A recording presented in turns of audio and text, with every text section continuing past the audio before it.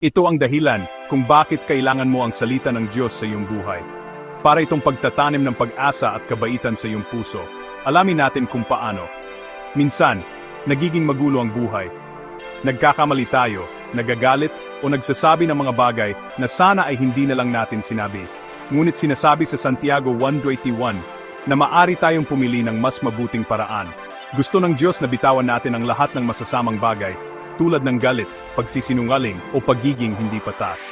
Sa halip, tinatanggap natin ang salita ng Diyos sa ating mga puso, ng mahinahon at may pagpapakumbaba. Kapag nakikinig tayo sa Diyos at sumusunod sa Kanyang salita, para itong pagtatanim ng magagandang buto sa ating hardin.